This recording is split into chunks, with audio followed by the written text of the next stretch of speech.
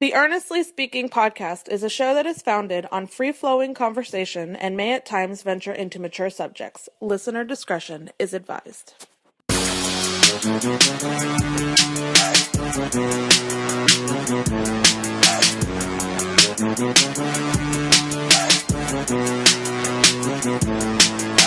Earnestly Speaking podcast coming to you on not November. What am I talking about? November? Not Thanksgiving time yet, man. October 11th, 2022. How you guys doing? How's your weekend? Mine, if you're a sports fan, definitely bittersweet. We'll get to that in a second. Of course, this podcast is subscribe on all podcast catchers, such as Stitcher Radio, Google Podcasts, Apple Podcasts, Amazon Music, Spotify. Am I missing anything? Oh, especially YouTube, my YouTube page, of course, Ernest Christian on YouTube.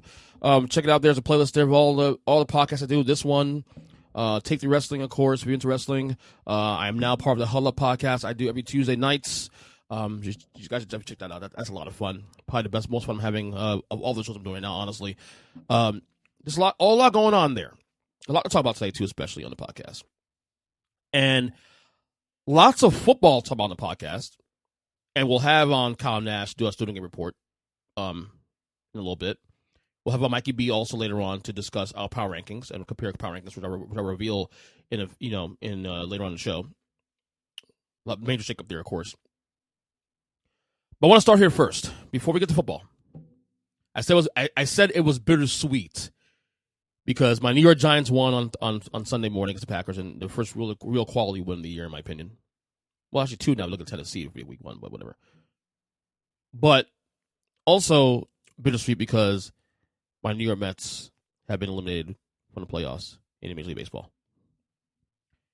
And I want to kind of put a bow on the season, put it in perspective, if you will, because they won 101 games this year. It was a great year. I mean, the expectations were they were going to be decent this year, possibly a playoff team. Obviously now with the new playoff formats now, we allow 6 teams per league, which, by the way, I absolutely love the new format. 3-game series wildcard, 5-game series divisional round, then, of course, the NLCS, 7 games, World Series, 7 games. Fantastic. And if people say I was watering down a little bit, I don't mind it.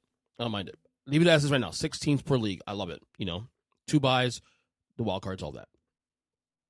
The Mets had a great year. 101 wins. I think it was like second best record in baseball, or third best record in baseball, probably this year.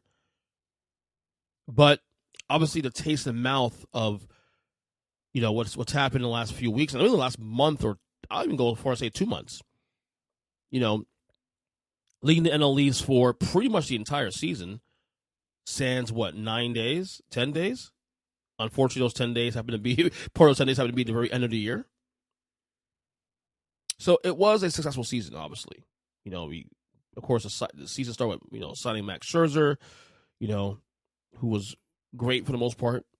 DeGrom was great for the most part. Obviously, the start of the year on the DL.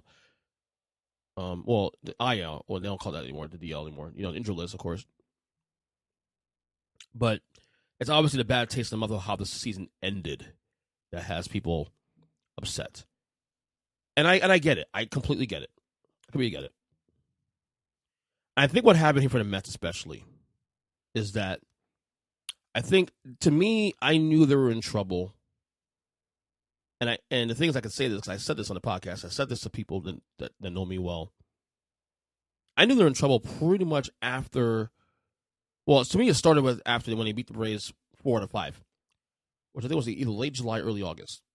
That 5-game series and over the weekend when they won 4-5 games, and they got control back of the division. It took another 6-game lead in the division again. I think it was after leading most of the year. And credit to the Braves for really fighting all year long. They've been the hottest team in baseball since May.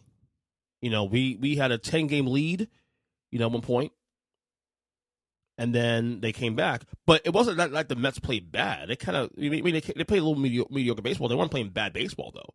The Braves are just gonna lose, and that carried on all the way to now, all the way into the end of the year.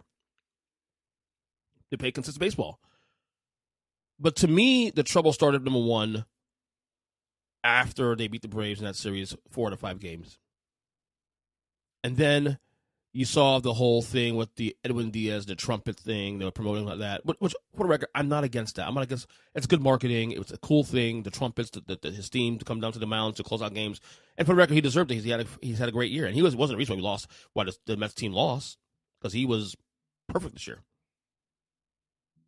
But at the same time, it started feeling like in middle August that this team,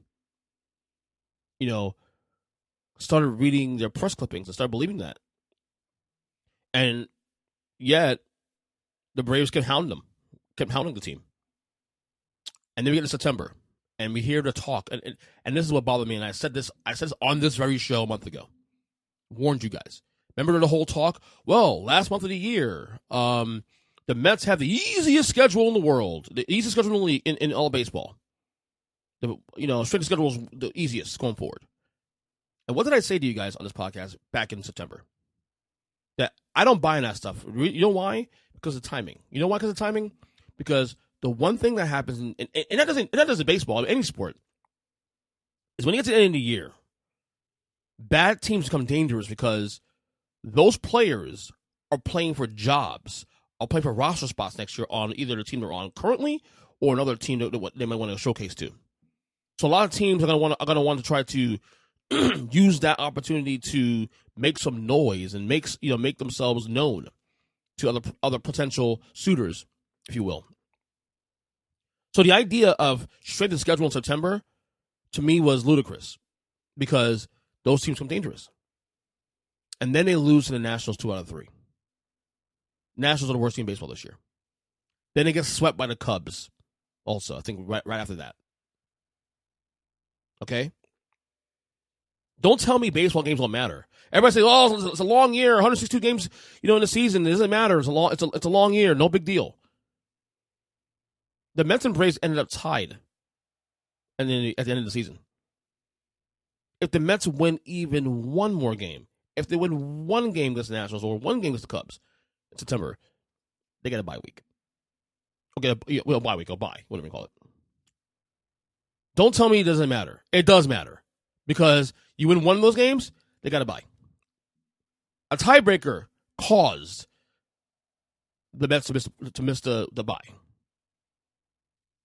And then, of course, the travesty of all, the last weekend of regular season, you had the showdown against the Braves, you're up one game.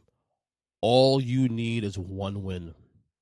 And the best part, you have your ducks in a row. You have your 3 aces. You have Jacob deGrom, Max Scherzer, Chris Bassett, 1, 2, 3, Friday, Saturday, Sunday to go. Just get one win. And you couldn't do it. And of course, the playoffs happen. Game 1, Max Scherzer gets the call. And I knew the series was over. Once Scherzer lost game 1 against San Diego on Friday, I knew the series was over. I knew it. It just felt that, okay, it's happening again, the Mets. And yes, it was a collapse. This was a collapse. Because the reason this is a collapse for me is because all the opportunities this team had to get the job done, just one win. Just one win. You win one game that weekend. You're NL East champions. And you get a bye. And that can happen. And, of course, you see what happened on Sunday. They won game 2, of course. Well, lost game 1 with Scherzer, which obviously was like, wow. You got destroyed. Game 2, of course, they win. DeGrom comes in and saves it. And they were planning on saving DeGrom for the next series, hopefully. But obviously you couldn't do that because you needed him to win game 2. But I had a feeling that they were toast, even game 3. And that had nothing to do with Chris Bassett. Bassett's had a good year also to himself. But it just felt, if you're a Met fan as long as I've been, this is kind of written in the stars. This kind of feels like, okay, we're used to letdowns. We're used to collapses.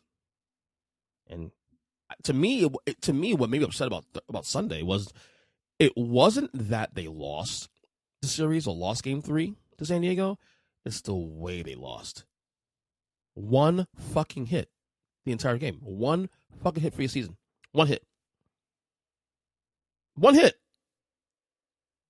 And then, of course, you have the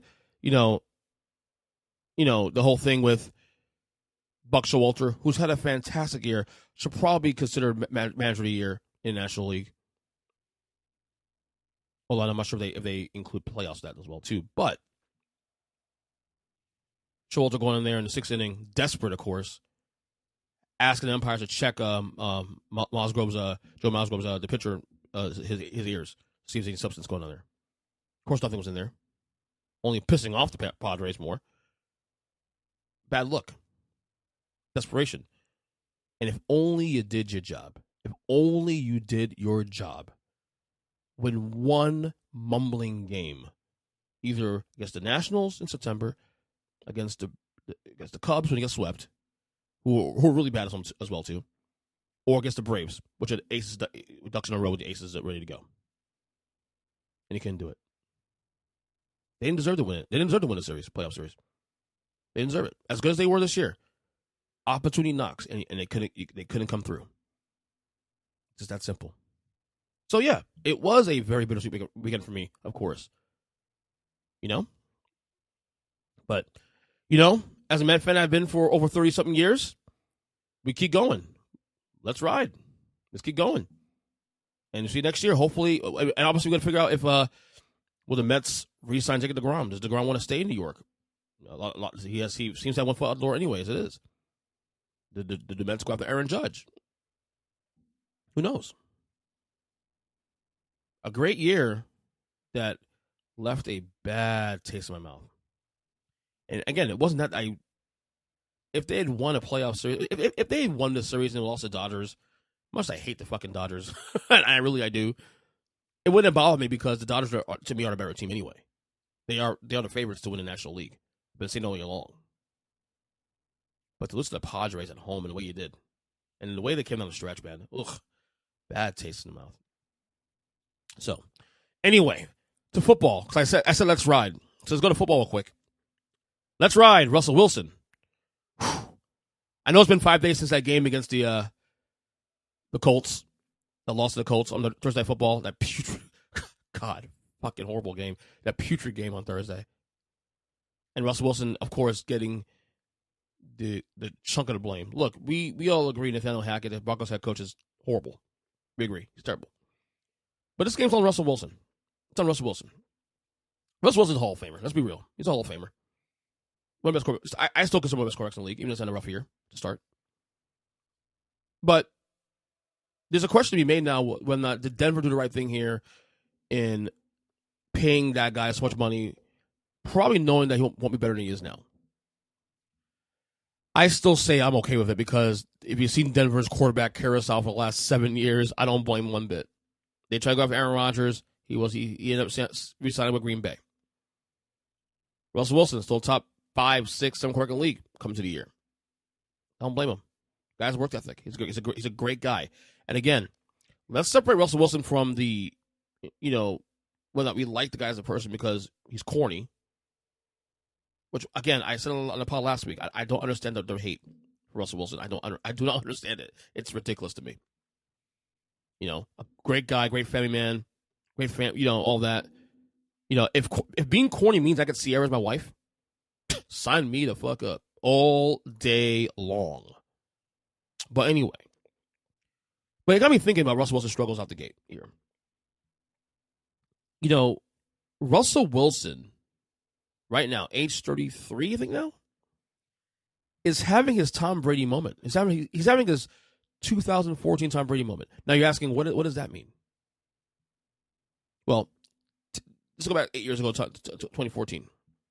Remember the first couple games of the year, the Pats started 2-2, culminated by that Monday game in Week 4 against the Chiefs at Arrowhead, and Brady had one of his worst games of his career. And everybody, I remember in media, I remember me doing shows on this also too, talking about it. Is Brady done? Or the Pats done as we know it? And granted, the Pats hadn't won a Super Bowl at that point in close to a decade. And they got it back a couple times. They lost their Giants twice in the Super Bowl. Thank God, of course, for me.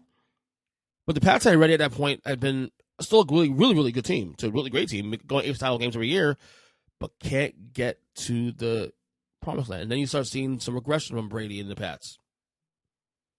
Of course, we know the story of that. That same season, Tom Brady turned things around very next week. Also, by the way, that was the week actually where on Cincinnati was born. Bill Belichick's famous quote in a presser, responding to questions about Brady's struggles and the team struggles, and Belichick pulls the whole we're on Cincinnati. We're on Cincinnati. We're on Cincinnati. That's the way it started. That Pats team, of course, turned things around. They went 12-4 rest of the year. Won a Super Bowl, beat Seattle in that classic Super Bowl matchup against, conveniently against Russell Wilson. And of course, Brady wins another 4 rings. That year, and then 3 more on top of that. Couldn't win in Tampa. I feel like Russell Wilson right now, in comparison, is having that Brady moment where we're actually starting to doubt him. Now, I believe Russell Wilson, in my opinion, will turn things around. I think a lot of what's happening here for the Broncos and him especially is the system. Russell Wilson is known for not just being a good pocket passer, but also someone that can move around and create magic with his legs. You're not seeing that this year because I believe that they're trying to make it a concerted effort for Wilson to stay in the pocket, which I understand that. But if Russell Wilson's still young enough and still able to move the pocket with his legs, he should still do that. Hell, even Aaron Rodgers at 38 years old does that now. So if Russell Wilson has it, let him run. Let him, move on the pocket, create magic. I don't see the big issue there. But right now, Russell Wilson, in my opinion, is having his Tom Brady moment. The Broncos are 2-3 right now. Disappointing. The schedule doesn't get any easier going forward. I think they play the Chargers this weekend. That's going to be a tough game. Even with the bankrupt Chargers team. Must win for the Broncos, obviously. So he's definitely in focus right now. He's definitely probably the most polarizing and most important player right now in the league based on the narratives, based on, okay, what's next?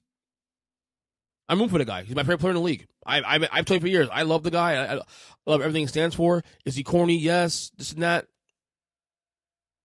Who cares? He's a winner. I hope he turns things around in Denver. I hope he does. Speaking of turn things around, I got to credit our boy of the friend of the pod, Big Jim James Dees, for this one. Because we were talking during the Giants-Packers game. And as Green Bay was melting down in the fourth quarter, he sent a text. I'm actually going to read a text to you guys to get more context on this. So he wrote, "So when do we stop automatically locking in the Packers as a playoff team?" Fair point. I mean, they win 13 games every year, pretty much on average. They go to an NFC title game pretty commonly. Kansas City to get the Super Bowl. Has been over 10 years since they went to the Super Bowl and won that Super Bowl. People actually forget Aaron Rodgers actually won a championship because it's been so long. He won it so early in his career that we've had so much football since then, and so much playoff failures in the process that we forget he actually is a Super Bowl champion. But the question was, when do we automatically stop putting the Packers as a playoff team? But to me, the answer is simple. When Minnesota gets their shit together, when the Vikings get their shit together. Because the Packers, at worst, have been for the last decade a virtual guarantee, barring major injuries or Minnesota having a great year or Chicago having a fluke year or whatever it may be. And Detroit's bad, so they're never in the conversation. So it's really Minnesota, really. When they get their shit together. That's really what it comes down to. Because otherwise, they're always a shoo-in because with that quarterback. And yeah, this year the Packers look pretty average. I agree. Aaron Rodgers has been meh, but a lot of it could be also construed to the fact that there's no receivers. Obviously, Devontae Adams is in Vegas now. Speaking of which, that bad look by him last night in that game against the Chiefs. Pushing that that credentialed media member down after losing the game. Bad look. I know you're frustrated and all that, but bad look. But it comes down really to honestly just to who else is going to step up. I've argued for the last couple of years that Minnesota has had better rosters than Green Bay, even with the Adams of the world, have better rosters than Green Bay, but they don't have that guy. They don't have number 12. Number 12 is still there, and Rodgers is still there. Now, this could be the year it happens. Minnesota's 4-1. Green Bay's 3-2. Minnesota also has a game, also a win over the Packers, so technically it's a 2-game lead. Technically. But that comes down to Minnesota getting the job done. Minnesota actually stepping up. Because they ain't going to be Detroit, obviously. We saw this year. And when you see my rankings, you'll see what I'm talking about. Chicago is still rebuilding. It ain't going to be Chicago. So when that will happen when Minnesota gets their act together. Just that simple. Also, sticking to that Packers game, of course, my Giants, beating them, of course, in that game. I'm gonna say it, and I know it's gonna piss off people I'm close to on this, including Big Jim, including Kyle Nash will be on the show in a couple minutes. We'll talk to him about this. I'm sorry, through 5 weeks, Brian Daboll, head coach, has my Coach of the Year acknowledgement, and right now, through 5 weeks, and yes, it is through 5 weeks. We get that. People get pissed. Oh, it's too early. Well, duh, it is too early. But this is why we make content throughout the year. The list is fluid. The list is fluid now, guys. Okay? Brian Daboll is Coach of the Year in New York right now, through 5 weeks. Okay?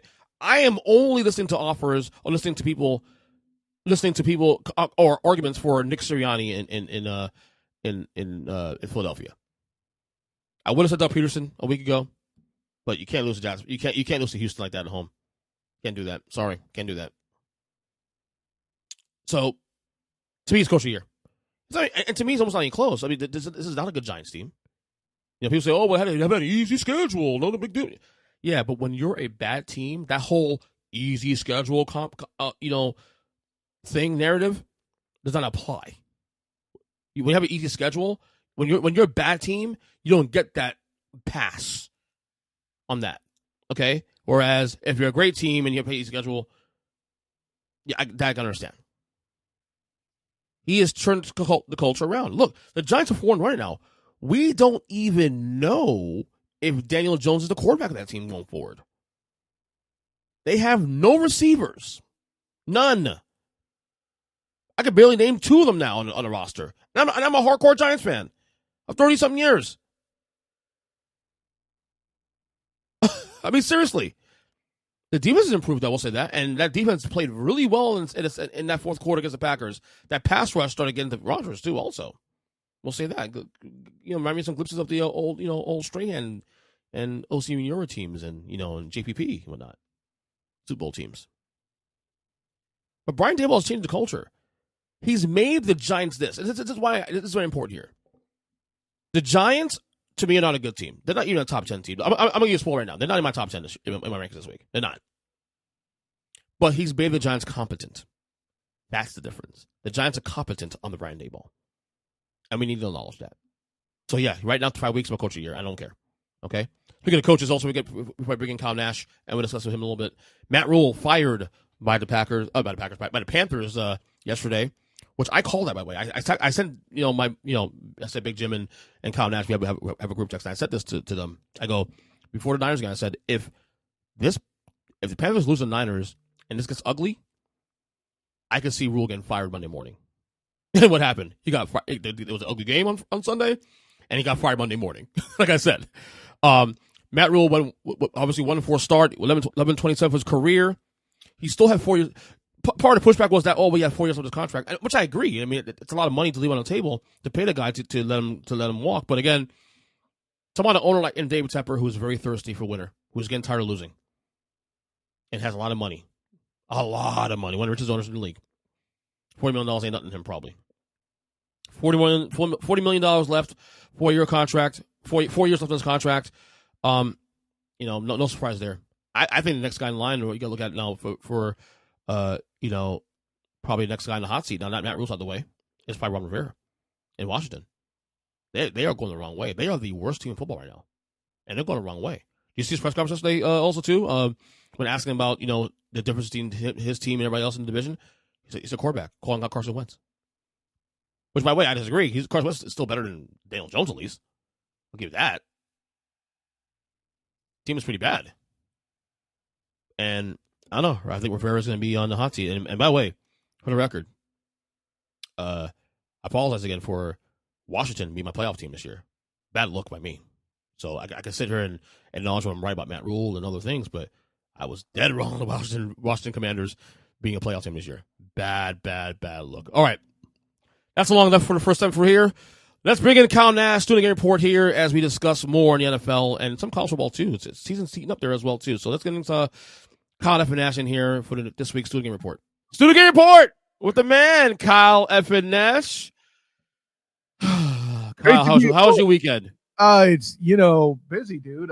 Racing around. I was in single parent mode. Really? The wife was out chaperoning Girl Scouts, and the daughter was there, so I got to hang with the little man. And then nice. On Sunday went over to the Jaguars, where sandwiching a halftime ceremony for Tony Pacelli. Apparently there were 22 guys at any one time trying to play football. Mm-hmm. So yes, I'm making fun of the Jags-Texans game in case you couldn't figure that out. I know. I caught that right.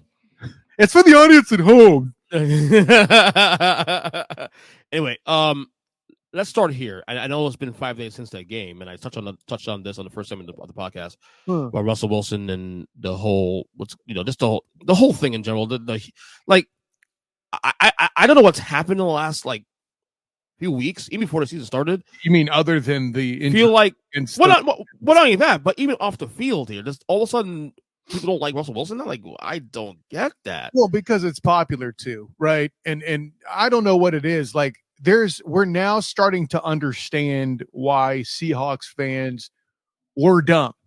We have followers on Facebook that have staunchly defended Pete Carroll and are going to use Geno Smith as a reason to continue to do so, even though their defense is still right awful because of Pete Carroll, who is allegedly a defensive coach, and also playing generally weaker competition. I mean, I do respect Geno for coming out of the sky, going from a guy whose team got better when his jaw was broken because he got punched by a third-string linebacker with the Jets. No one seems to remember that suddenly, to being able to outscore Man Campbell in a shootout. Granted, it's Jared Goff, but your defense is so bad. Jared Goff missing 3 significant starters, including DJ Chark and Swift at running back, and what was it, St. Brown, putting up 45 points. You managed to put up 48. I have to respect that just a little bit. But, I think this is more about Seattle fanhood overflowing, and I think it's about the price tag associated with Russell Wilson's contract, because when a team struggles after a big contract like that, it's always going to be trendy for the media to go after him. And it's ridiculous. It's just proof that how much the casual fan doesn't pay attention, because for all the times that Rusty's been likable and anything else, now suddenly that he has done anything to look out for himself and protect himself. And listen, all the jokes about he's laughing to the bank and to the bedroom because he goes home to Sierra aside, I don't get. Is it really? It's Tebow-esque, is what I'll say. Thank you. Yeah. Yep.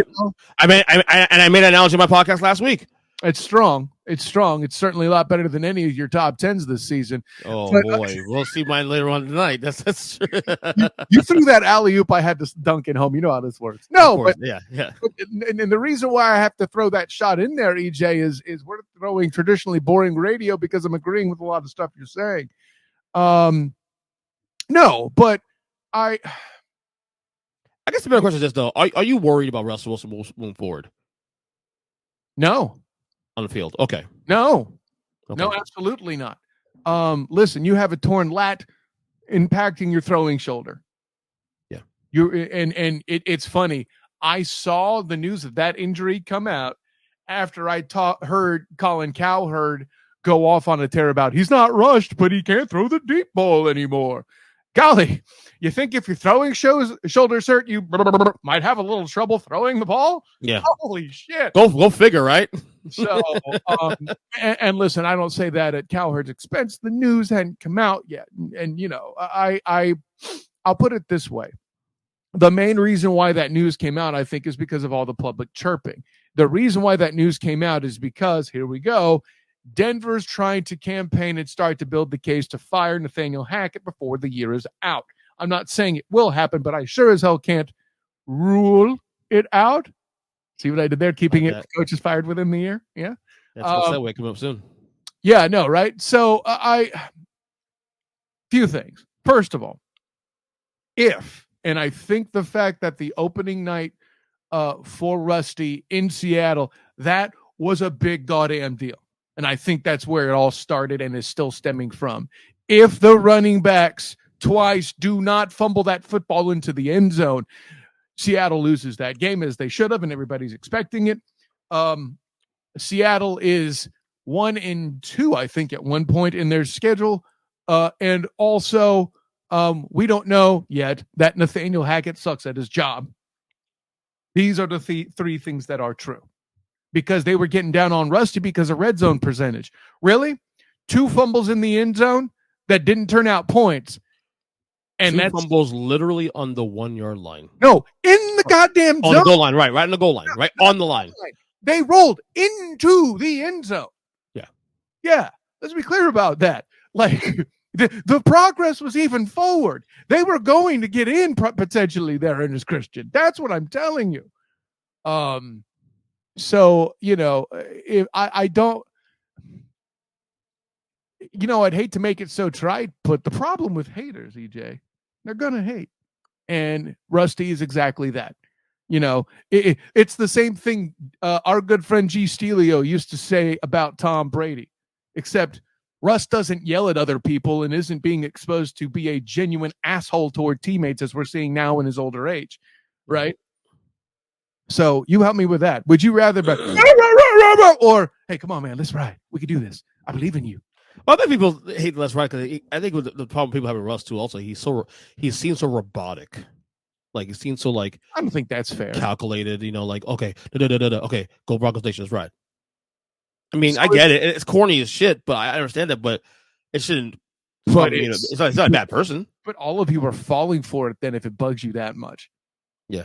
Each and every single goddamn one of you are buying and giving him. He's probably doing it on purpose now to troll everybody. It's branding at its finest. And who the hell would ever get mad at, for another example, somebody might go Tigers, corny, when Ed O did it as a coach. And I'm keeping the sport, but I'm changing the venue. Well, I'm changing the sport, air quotes, because that's college football, right? And it's not even a player. But Orgeron is a goddamn brand, even after coaching, because of Go Tigers. That you have to have a very distinct voice there, or a Christian, So between those two things, and Rusty doesn't have a distinct voice, he has a distinct game, which getting back to you is, thank you for once again exposing Nathaniel Hackett like Janet Jackson in a halftime show if it was the entire outfit. Okay? Yeah. Yes.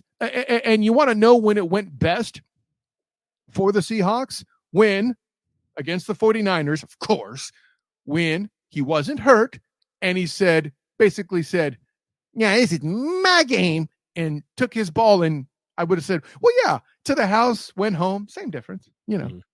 Yeah. All right, we touched on you teased a little bit on the last thing here. Matt Rhule fired as tried to say out on the mat. Yeah. I text you guys during our Sunday sessions on text before the game saying if that game got ugly, I see Matt Rhule getting fired next Monday morning, and everything played out as such. Yeah, and it still doesn't make any sense. You expected Baker Mayfield to do well against probably the best defense in the NFL? No, it doesn't make any damn sense. And does Carolina have a bye week or something this week? I don't remember seeing that. Why? I don't think so. Why are you giving this man $40 million extra dollars? Does he tick you off that much? And if he does, okay. But unless he was one of the people in the front office that campaigned for Matt Rhule, and I don't cover the Panthers that closely. I mean, let's be honest, when it comes to the Panthers, other than Baker Mayfield coming to town and becoming somehow the second best quarterback in the NFC South there, according to the paper, right? As you, me, I, and everybody seem to tease, which, by the way, Marcus Mariota is the second best quarterback in the division. Weird. Anyways, so yeah, no, I don't get why you chose then precisely, but I mean, like I was about to say, the other than Baker Mayfield coming to town, the main reason I paid attention to the Panthers was watching the injury sheet to see when Christian McCaffrey was going to get hurt again. Yeah. 11-27 with the Panthers in 4 years. 4 years left of his contract. $40 million to be paid. Will he be back in college? Of course. And when? Sooner than later, right? Like how many schools are clamoring that they need to? Well, I mean, some have already parted ways with it, right? In Nebraska, maybe. In Arizona State, I was going to go to Scott Frost in Nebraska. That has been floated. I'm not against it. I was, chatting in my press conference, waiting for a head coach of UCF, Gus Malzahn, to come out, and part of my responsibilities for the black and gold banneret. Bing! And I was talking to the Orlando Sentinel's Jason Beatty, who actually dropped that suggestion on me, once we heard the news officially there while waiting for Gus to come out. So obviously, I already made the can't rule that out, but it's too appropriate. So that's why I did the subtle Dr. Evil finger for those that are listening on the pod. I didn't do the full on with the voice and the thing, But, you also forgotten my role as Huddle Up's voice actor. Bing! That's right. That's there that we're on. But yeah, so the next question becomes, and it's just like Nebraska. It's ironic that the Carolina Panthers and the Nebraska Cornhuskers have the same problem. Who the F wants this job? Mm-hmm. Honestly. So there's that. Yeah. And by the way, there is no bye next week. They play the Rams.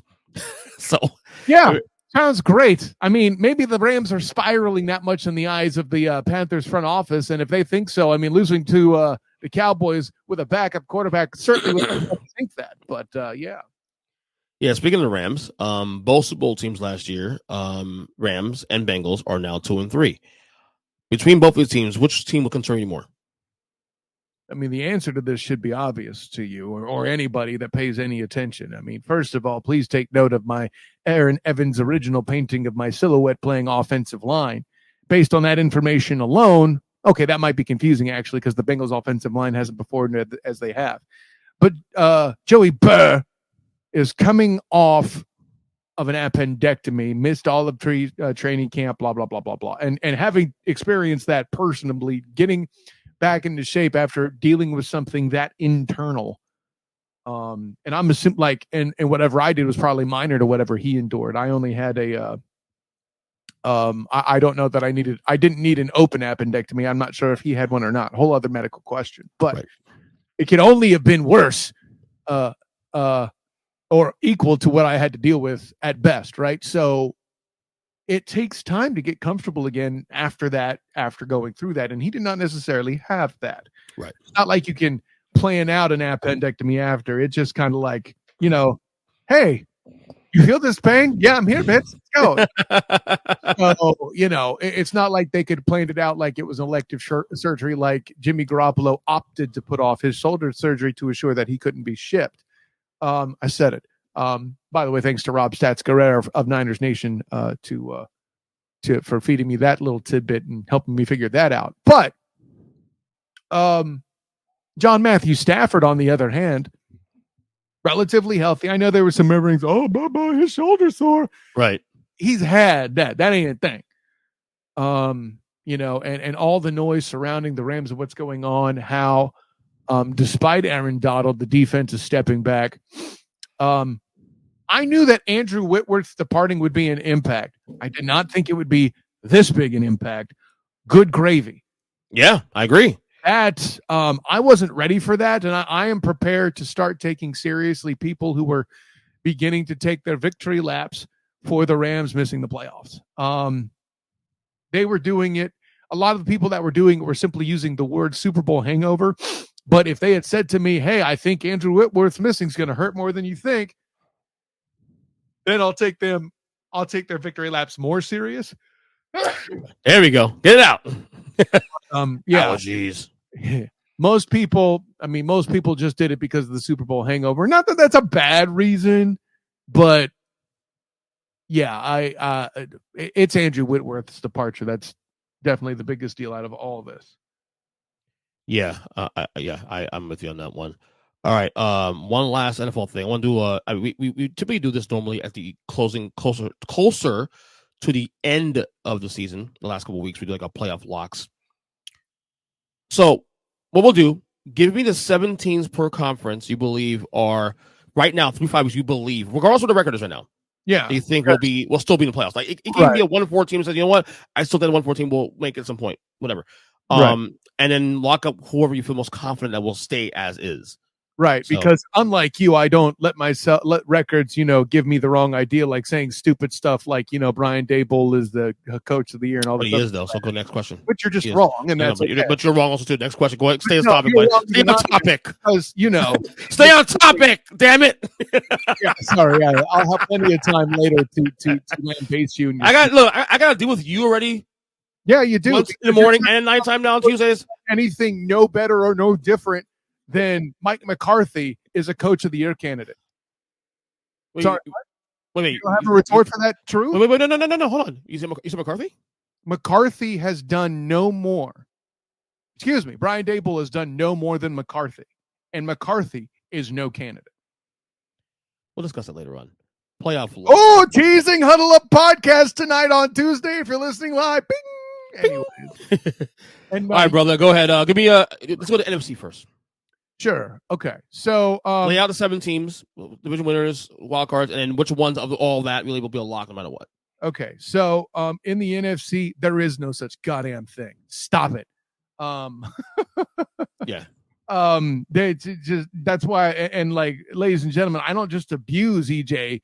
I let him sign off on it first. And what I mean by that is he texted me, "Oh, we're gonna do locks." I'm like, in week 6, it's gonna be a short segment. He's altered it to his credit, but locks, child, please. This is a content podcast, buddy. We're creating content here, buddy. Oh, you mean your clickbait? Got it. That too. Anyway. Listen, at this point in time, okay, so and not based on record, the teams I'm taking seriously as playoff contenders, the Eagles, the Bucks, the Vikings. Because the division's so bad, I do have to take the Packers seriously still. The Niners.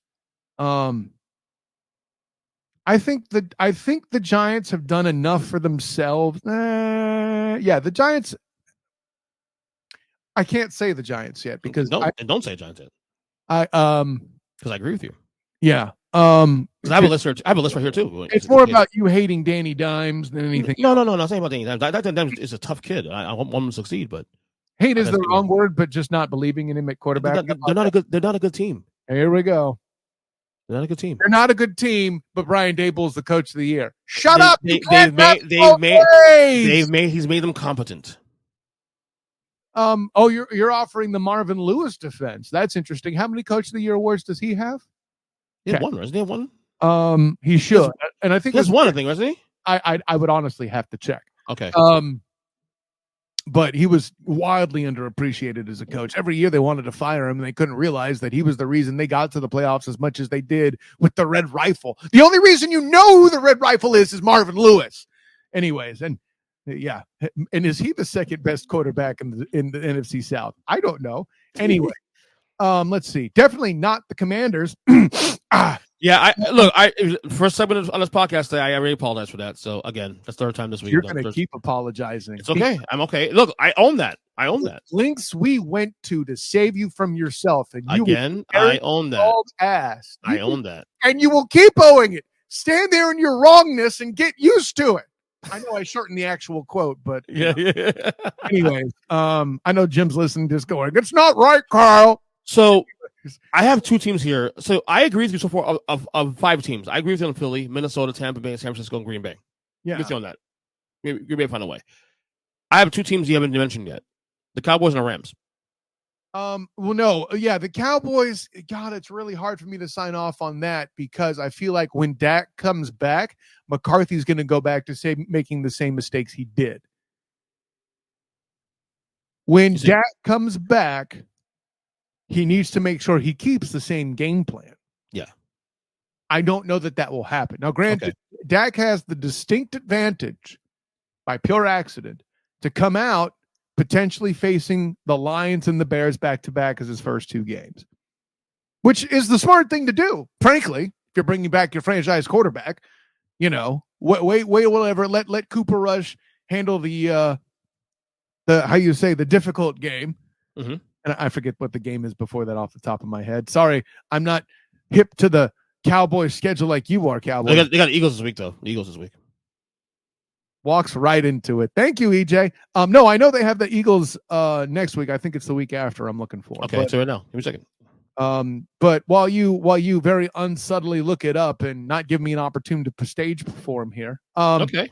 No, I'm joking. Here's where I'm at. All the silliness aside, for Lions and Bears after that. So at home. So it is after Lions and Bears at home. So if they get through the Eagles. So Cooper takes on the Eagles, ride the hot hand that just beat the Rams. I think that's a smart strategy. Ease Dak back in with 2 cupcake games. It's really sound. I like that. Here's the problem.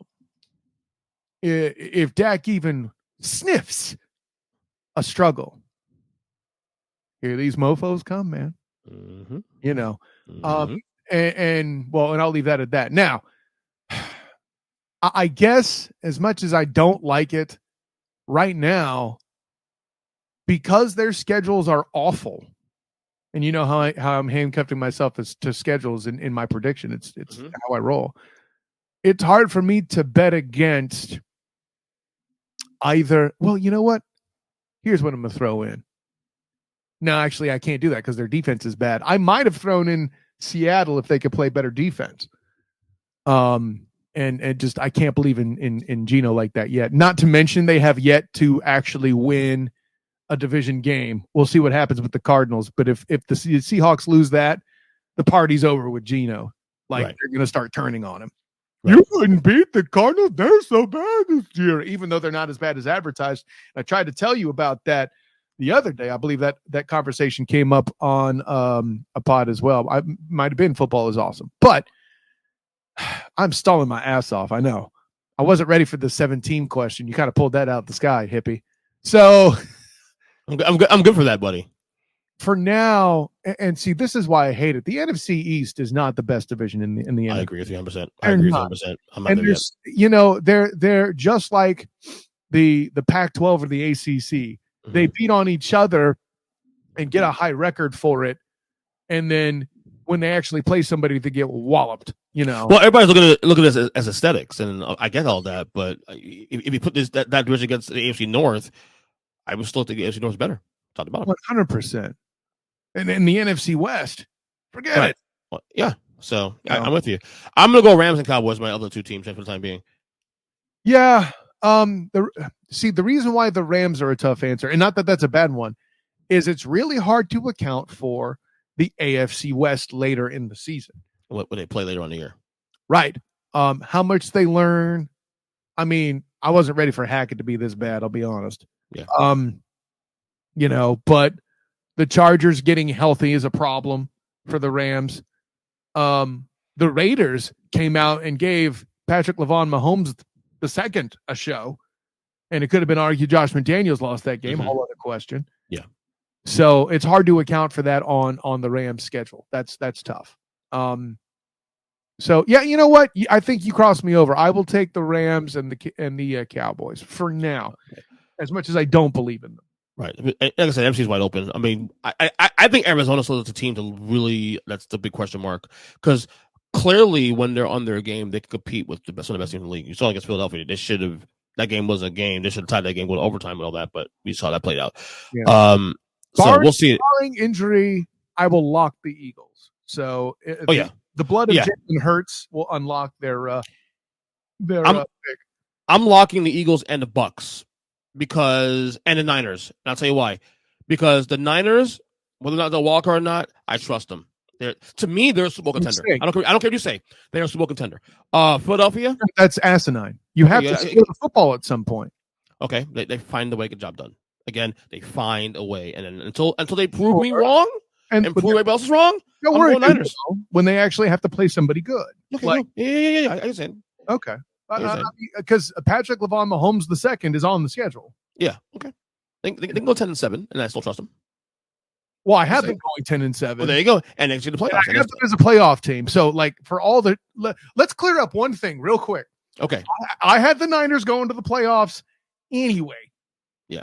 So again, like I say the same thing. Like I throw questions out about the Eagles earlier in the season. I have them making the playoffs. So this isn't me saying the Niners are bad. It's a locking argument now.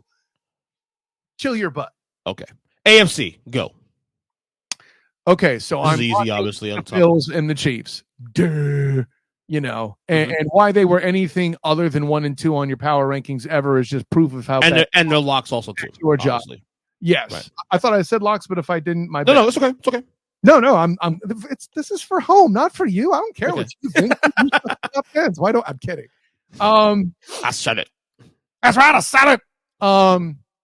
Let's see. Let me get back to it. So yeah, I'm going to crown the Bengals. I think they get in. You know, their 2 and 3 is deceptive, and not to steal an EJ line, they could easily be 5-0. Okay, you like that, don't you? You like that, huh? No, I don't. Good. I'll keep doing it now. Thank you. Go ahead. Baltimore. At least I don't lie and claim myself a Giants fan. Like, shut up. Anyways, Baltimore. What'd you say? Baltimore. Yeah. Thank you for you got me there. I was going to say 3 AFC North teams: Baltimore, Cincy, and I'm going to say the Browns right now. Really? Because I think they have the right style of offense, and they've won games they shouldn't have. I could argue that the first disappointment we've seen of the Browns this year is blowing it in this game against the Chargers. And against it was a missed kick. That did it for me. Now, granted, the Jets game, we can bring all that up, sure. The fraud cons, whatever. Jacoby Brissett playing down to your competition. It's a thing that happens. That missed kick against the Chargers, I think, hurt the most, right? Because the fraud cons, that's not even a conference loss. And it did it because and because that coach also I worry about, did his thing again, did the wrong thing. Yeah. The coach I worry about. I don't trust. On the Chargers side, just saying. I said when you started, and you see what I'm talking about. I don't want to go off on an analytics rant and take this out of the proper time frame that you planned, sir. But okay, I got 3 AFC Norths. I'm going to stick with the Bills being the only one out of the East. The Jaguars are still coming out of the South. I'm sorry.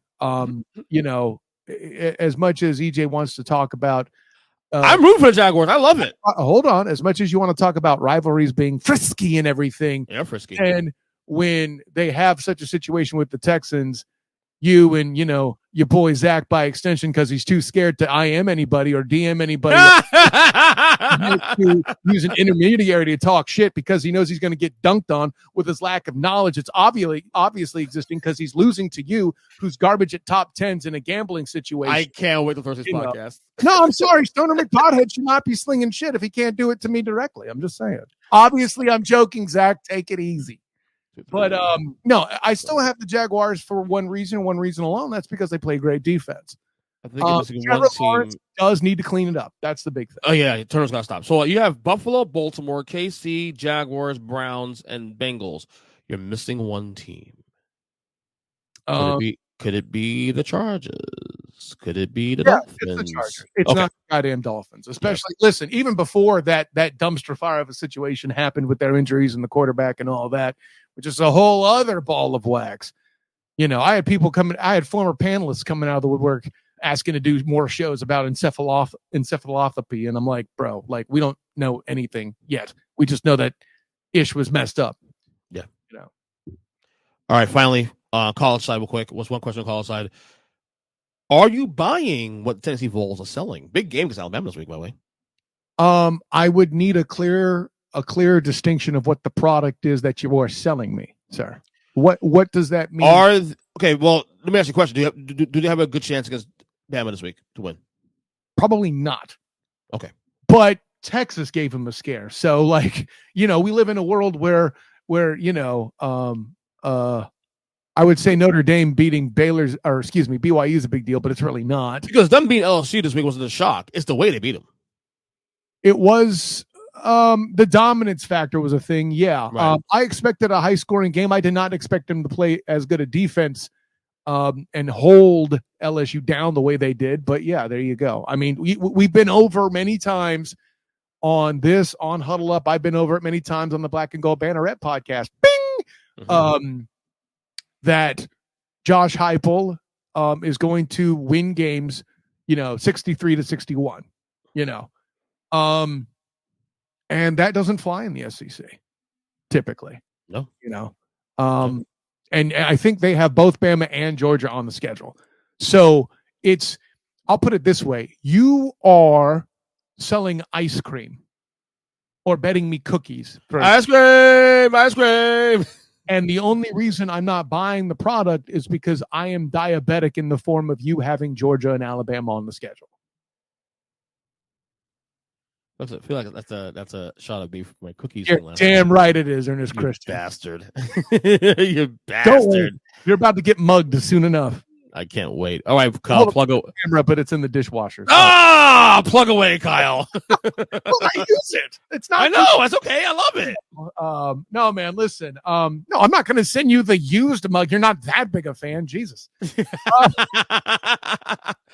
So, listen, as always, an honor, joy, and privilege, Ernest Christian. Check out my work with the 3-point conversion. I just dropped a reasoning article, if you will, reminding Jaguar fans and people at large why the Jags aren't eliminated just because of one bad game, despite the fact it was really cool to be on the field for Tony Baselli's Hall of Fame ring dedication and the retirement of his number 71. Let's not freak out yet. Check out what I typed there. With the 3-point conversion on the 3pointconversion.com. It's the number 3, not the word 3.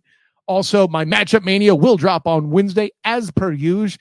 Very rare sighting that a team goes back to back. It was the Chargers earlier this year. You'll have to find out what team is on there for the second week in a row here coming up. You might have a guess there, EJ Christian, but I'll leave it alone. And, of course, my work with the Black and Gold Banneret. Monday, I was at the press conference with Coach Malzahn, as I mentioned, leading into the game versus Temple, as UCF tries to push forward after toppling SMU. I will be dropping a preview for that game probably tomorrow because I'll be writing it tonight. So short turnaround there because they're playing Thursday night, ripping and roaring. And, of course, on Wednesday, the Student of the Game podcast goes live. Check that out. Can't wait. Great show last week with Pemberton, man. Excellent analysis by him.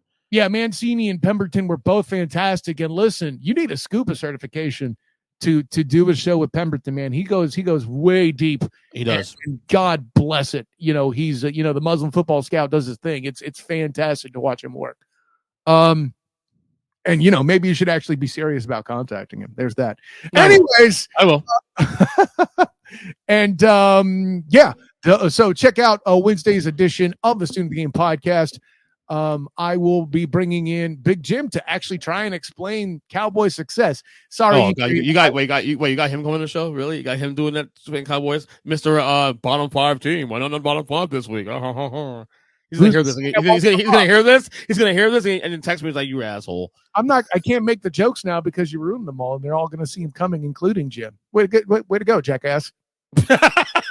Got yourself in the foot there, didn't you? Would have been a great podcast experience for you, but you had to run your mouth, didn't you? Yeah. Oh, hey, you and me. Hey, look. You guys pick on me all the time, so you can't get mad at me. So when I see, hold on. Let before EJ plays victim, and no, I don't mean any particular politics with that. Of course. Before EJ plays victim, you've seen me dunk on Jim and Matt too. Let's not act like there's not equal opportunity. But they all dunk on me. You all jump on me all the time. I'm not the easiest target in the whole world. Because your top 10 suck. Granted, there's not as bad as some other people's, but Exactly. Some guys that you work with, but we'll go there. Whoever do you mean, EJ Christian? Oh, I mean, who did the 3-point conversion top 10 last week? Well, you obviously read it. Do you know who it was? No, but it was bad. I'm not going to throw my teammates under the bus. There you go. Well, okay. Well, no, that it was terrible. Yeah, I love the fact that my Giants are in top 10. They're not a top 10 team, though. They're not. Neither are the Dolphins. Neither were the Dolphins. Not anymore. I warned you about the past. I tried to tell you, but you wouldn't listen. Why do you see my top 10 this week? Can't wait.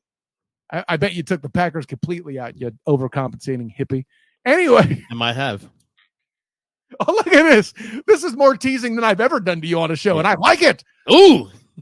Sounds kind of dirty now. Anyways, of course, check out my work as well with Demosthenes, Euclid on the Hilarity by Default YouTube channel, doing the required viewing show there as well. Check that out on the Hilarity by Default YouTube page. And of course, my work with A7BN Sports, oldschool101.com, Captain and Company morning show with Captain Chris Hill, doing the proverbial damn thing, as they say, as well. Ernest Christian, honor, joy, and privilege. And don't worry, if your Giants take care of business this week, you might find yourself on the Student of the Game pod. Just unfortunately, don't look up for it on Spotify right now because Anchor, who's allegedly native to Spotify, is not posting my new episode. So that's fun. Any tips, by the way, hit me up on Twitter, DM me, whatever. I could use the guidance because I have no idea how to fix that trash. But yeah, always good to be aboard. I will see you later tonight as we are recording this. And until next time, brother, class dismissed. As always, thank you to Kyle Nash coming on the podcast. As always, with the Student Report every week, every Tuesday, on all the Tuesday podcasts we do going forward on the show. We'll have our Mikey B on in a couple minutes. Also, we were calling Mikey B's Corner last week, but that's obviously a tentative name. We are probably going to change the name to something. I think we'll come with some names like the Burn Ward or Burn Unit, something like that, off his last name. We'll figure it out soon. Probably this week, probably next week. We'll see what happens there. He'll be on with us to talk, but normally he was on the show last Thursday, but because of baseball, especially this week, the Divisional Series starting tonight, especially, and his baseball expertise definitely needed on the show. He'll be on the show today, so he'll have his power rankings with us in a couple minutes, as well as his preview for the baseball divisional round moving forward. So as you said, rankings time. Let's do my rankings first here before we get to Mikey. So as you guys know, I always do my top 10, bottom 5 in the NFL. So let's go to the bottom 5 first, 28 to 32. Number 28, I have the Seattle Seahawks. I struggle with this one too, especially because, look, their defense is horrible. The defense is horrendous. But what I will say, though, they seem like the most competent team of the bottom 5. Probably the bottom 7. I consider putting Chicago in here, possibly. But at the end of the day, the defense is really bad. I will say that Geno Smith, so 5 games, has done a fantastic job. But otherwise, the defense has been terrible. And I think the defense was so bad, I wouldn't be as concerned. So 28 Seahawks. 29, the Pittsburgh Steelers. They have now bottomed out. You could argue they could be 0-5 when you consider that loss against the win against Seattle, their only win against against Cincinnati in Week 1. They have bottomed out. Now, to be fair, no T.J. Watt. Obviously, quarterback situation here, trying to figure out, go from Trubisky to Kenny Pickett. So obviously, but they bottomed out. They bottomed out against Buffalo. I mean, obviously, I'm not surprised they lost the way they did, but it's just they showed no life at all. Number 30, the Detroit Lions. Yes, at some point we have to start holding their hand. At some point, the feel-good, frisky pick of the Lions, they are who they are. They are still a bad team. And they had some chances to win some games this year, and they haven't. And now they bottomed out. Give up 48 points to Seattle in week number 4. And then this week, go from scoring 45 points in the game to not scoring a single damn point against the Patriots. Now, look, we know the pass defense is really good. We know that. It's very good. It's probably top 10 in the league. But 0 points? 0 points, Lions? Come on now. All right, 31, of course, the Carolina Panthers. Just fire Matt Rhule, like I said earlier on the show. They are going nowhere fast. Baker Mayfield has been dreadful, and they have a quarterback issue, especially too. So that whole thing's self-explanatory. Obviously, with Matt Rhule getting fired yesterday, of course. And number 32, of course, to me the worst team in football right now is the Washington Commanders. Again, they were my playoff pick to make the wild card this year in the NFC. Obviously, that was a really dumb pick. I'll apologize again to the Kyle's come home, as Kyle said in the last segment. I'll keep apologizing until whatever. But at the same time, they've been dreadful. They're going backwards fast, 1-4, and they're going the wrong direction fast. Their 4 losses. The Tennessee game this past week wasn't that bad, but again, had a chance to win that game, and then Carson Wentz threw a pick late in the game. Come on now. All right. Top 10. Here we go. Number 10, I have the Cincinnati Bengals. Yes, they lost to the Ravens on Sunday, but they had a chance to win that. They were in the game, the divisional game, of course. Concerns, obviously, about their offensive line, but otherwise, I think they'll still be a playoff team. I'm not concerned long-term. Maybe not a Super Bowl contender anymore, but certainly a team that I believe will still go to the playoffs. Number 9, the L.A. Chargers. Yes, the injuries are there, but they're finding ways to win the game, despite a coach who doesn't know what the fuck he's doing. Brandon Staley is I don't know what he's doing. He almost cost him a game against the Browns. And honestly, if they lost that game, I wouldn't be surprised if the Spanos would have fired him, honestly. But you know what? With all that talent, they'll get healthy at some point. It should be okay. I don't know if they'll catch the Chiefs in the AFC West, but I think they'll still be a wildcard team in the AFC. Number 8, the Minnesota Vikings. Yes, they're 4-1. Still kind of don't trust them. They've been struggling against some bully teams underneath them. Struggled against the Lions, against the Bears, but getting wins late. Don't like how they're winning the games, but you know what? At the same time, 4-1's 4-1. You take it and you do what you can with it. And they right now have a game lead over the Packers, in addition to the tiebreaker right now because of beating the Packers in Week 1. Number 7 is the Dallas Cowboys. Of course, their defense has been fantastic. You know, let's stop all the bullshit about the Dak Prescott, Cooper Rush. You know, you need to change quarterbacks and this and that. No. Cooper Rush is playing good football. He's not losing the Cowboys games. But he's not winning them games either. Okay? The guy only threw 102 yards in the game on Sunday against the Rams. Okay, stop. Dak's a better quarterback. Now, what you want to see with the Cowboys going forward, and when Dak comes back, is to make sure the Cowboys keep the same philosophy going forward. But we'll see what happens there. That's a Mike McCarthy situation. We'll see what he does there. All right, number 5. No, number 5, number 6. No, sorry, number 6. Tampa Bay Buccaneers.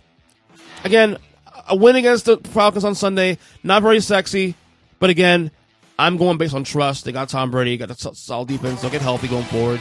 I think in the end, the Bucs will be right in the conversation among the teams in the NFC to go to the Super Bowl. That's simple. My top 5. Here we go. Number 5, I have the San Francisco 49ers. Again, the Niners. It's a trust thing for me. Defense, probably best in the league. Jimmy Garoppolo, not the greatest quarterback in the league, but you know what? Those players play hard for him. That has value. Okay? And that team, again, has gone through wars in the last couple of years. Okay, they are a contender. I trust them in the end. They go 10-7, 9-8. As long as in the playoffs, they're still probably the most dangerous team in the NFC. Number 4, the Baltimore Ravens. Yes, I course corrected this one because the Ravens, when they play good football, when the defense is actually not playing like shit, they are one of the better teams in the league. Lamar Jackson, and they won a game with Lamar having a subpar game, but he did enough to win that game. That's all that matters. All right. My top 3. These are the 3 best teams in football, and there's actually a gap between the top 3 and the rest of the league. Number 3, the Kansas City Chiefs. Yeah, struggled against the Raiders last night, 17-0 deficit early. But again, found ways to win. Travis Kelce, 4 touchdowns to the Raiders. Sick. Number 2, the unbeaten Philadelphia Eagles. Again, Eagles, do their job. Jalen Hurts, MVP candidate, obviously. They're doing their job. I obviously want to see more before I give them 1 building because, they are the quote-unquote new kids on the block, but they're having a fantastic year so far. Big game against the Cowboys on Sunday. Big gut check game for the Eagles moving forward. Number 1, of course, this should be easy. The Buffalo Bills, now they're back to normal again. Blowing out the Steelers. I know the Steelers didn't have a good year, obviously, but man, what a beatdown of the Steelers on Sunday afternoon. Josh Allen looked fantastic. Gabe Davis obviously doing his thing. You know what? So Bills number 1, of course, in my Power 10. Bottom 5 this week. Number 6 in the NFL. So anyway, here we go with Mikey B now with our, as I said, we'll talk his power rankings now. See where he matches with me, and of course the baseball playoffs. So enjoy. All right, we're back here with another segment here, which is temporary called Mikey B's Corner. We're gonna name for this soon. We'll see what happens. The burn unit. The burn unit. Burn ward. I don't know. Some shit. My wife said I was like, it's kind of offensive. burn ward. No, we're all about to get burned. Yeah. What's up, Mikey? How's your weekend? Uneventful. You're not a Mets fan, like Thank me. God. Yeah. And obviously, top of the show, I discussed that, but let loose on my thoughts on all that. But we'll get to that in a second. We're gonna talk about baseball a little bit. Let's get to the rankings first. I already reviewed rankings on the last segment of the show. I want to hear yours now, 28 through 32. What's going on with you this week? At 32, give me the Commodores. Yep, got you. 31. Matt Rhule, he gone. Yep. 30. Bears. Okay.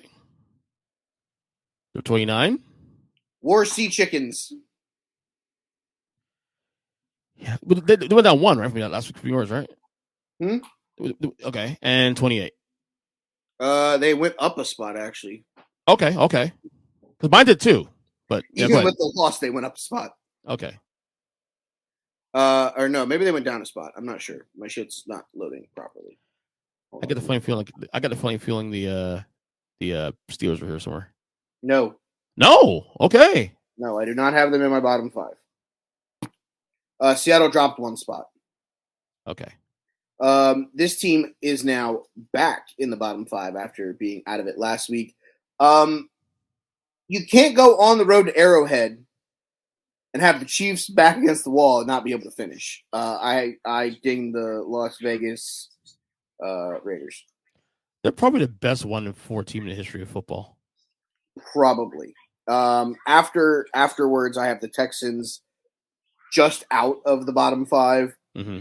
Cardinals, Lions, and Steelers in that, not in that order, but just that was my next grouping. Yeah, I don't disagree. Like I said on the show, Seattle actually moved up 1 on my rankings, despite because teams just bottom out this week. Like I said on top of the show has Seahawks 28, Steelers 29, Lions 30, Panthers 31, and Commanders 32. Texans. How do you have the Bears in your bottom 5? Because again, these teams on the bottom here are now bottoming out now, and honestly, I had a hard time. I had a hard time putting Seattle there because even though they're 2 and 3, they're at least playing competent football. I still don't. I still think the Bears are a worse team than the Lions are. They're going the wrong direction fast, man. When you get shut out by okay, so the thing was, we said, oh, their offense is great, offense is great, and then they put up 0 points in Foxborough. 0. It's a problem. I mean, it's a problem, but it's a problem that teams are inevitably going to run into. Amon-Ra St. Brown's on a snap count. DJ Chark doesn't play again. DeAndre Swift doesn't play again. 65% of the Lions' offense is out.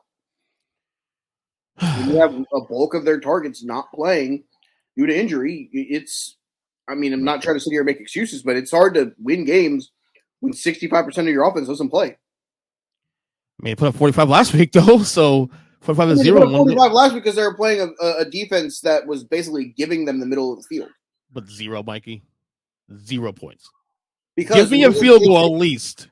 The New England Patriots knew that they had to go out and play great defense to keep Zappe in the game. Oh, no, agreed. I see what you're saying there. At the end of the day, the scheme all week was stopping the offense. The fact of the matter is, they should have never have fucking activated Amon-Ra St. Brown for that game.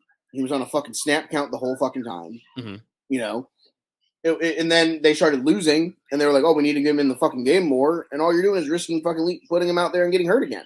Yeah, if I made a change here, I might put Chicago in the bottom 5 and move Seattle out. But then Seattle also, like I said, defense is fucking terrible. Their defense is as good as Swiss cheese. Yeah. All right, let's go from 10 to 1. 10, who you got? Cincinnati Bengals. So do I. Good. 9. San Francisco 49ers. Okay. 8. Rams. Still the Rams, huh? 7. Oh, shit. Hold on. This isn't right. That was last week, wasn't it? No. I'm saying this isn't. There's something missing from my. Hold on. Okay. there's a team missing on my rankings, and I don't know who it is. You have 9 teams out of 10, or you have? No, I have a team duplicated. Okay. Hold on. Let me. I do have the Bengals at 10 as well too. I have the Bengals at 10. That one's a foregone conclusion. Are the Chargers in there? The Chargers missing there? The Chargers are not in my rankings. Okay. Oh, I figured out who it was. This one's going to be hilarious, and you're going to laugh. Actually, the Rams go up a spot. Oh my God! I have the Rams at 7. No, 8. You said 8. But I have them at 7. They were supposed to be at 7. The team worse. No, it's not worse. I have them up. I have them down 2 spots because the teams below them I can't put ahead of them. My number 8 was the Dallas Cowboys. Okay. 7 is the Rams. All right. 6 is the Tampa Bay Buccaneers. Okay. Let's break these two. Okay, Bengals at 10. 9, you have the 49ers. Niners. Okay. So obviously, I had the Niners much higher on my list now. I think that to me, once you get Trent Williams back, they should be fine. It's to me, I don't look at win-loss record. To me, a lot of these things come down to trust. And I made this clear to me last week on the podcast. I trust the Niners. They can go 10-7. And I feel like they're the team, probably the most dangerous team in the NFC, because I feel like what they do travels well into January, into possibly February. So what do they do that makes you trust them? Their defense. Garoppolo's a safe quarterback. So the reason why I had the Niners to make the playoffs this year initially because I wasn't sure who was a quarterback. If Lance and Garoppolo, but now that we know it is Garoppolo moving forward, I can at least trust Garoppolo to not lose you games. He won't lose you games. He's closer to Cooper Rush than anything else, but he won't lose you games, and those players play hard for him. So that's why the Niners are a lot higher on my list. Agree with you on Bengals, obviously. Cowboys, actually, I have the Cowboys higher than 8, but yes, I have same idea. Rams are out of mine. Rams, they look like dog shit for 5 weeks now. At some point, it is who it is. And, I mean, they're not showing any signs of life. The defense is the only thing that's keep them relatively at bay. That's it. Do you not know that their defense was the reason why they won the fucking Super Bowl last year? I understand that. And they have arguably the greatest defensive player in the history of football. Arguably. But they're doing the exact same thing. Their defense is keeping them in fucking games. But they weren't this bad last year, though. That's because different, though. fucking Matt Stafford's elbow isn't fucking floating across the Atlantic fucking ocean. Apparently. Because they're 2-3. I mean, they should be in Dallas. Cooper Rush had fucking 102 yards. Can we stop the whole, Dak's not the story anymore noise now, please? Cooper Rush is doing his job. He's not losing any games. But he's not the better quarterback than the two guys. Sorry. Bucks is 6. I agree with you. You know why? Like the Niners, same thing. Trust. Who's the quarterback? Tom Brady. Who's their quarterback? Jerome Boogler. Because they should have. Okay. No. Agreed. They got a major. That defense was not stopping Atlanta if they got the ball back. Because that defense was fucking gassed. Bucks is 6. I'm okay with it. Rams, like I said, whatever. Cowboys, I'm decent with that too. So I'm okay with it. 6 or 10 for the most part, other than the Rams. That's the only pushback I have there. Well, here you're 5. Let's go 5-1. 5-1 you got. Give me the Minnesota Vikings. Jesus Christ. Give me Kirk Coupins. You're the worst. No, I'm not. They're my top 10, though. They are my top 10 for record. How are they? You're sitting here talking about the Rams being mediocre at 2-3. The one loss the Minnesota Vikings have is to the only undefeated team in football. I know. They almost lost to Chicago, too, and Detroit, but okay. Two bottom 10. Two Argos up. Yeah. Winning games is winning games. Isn't that what we say? I get it. No, I'm with you. Okay, 4 you got.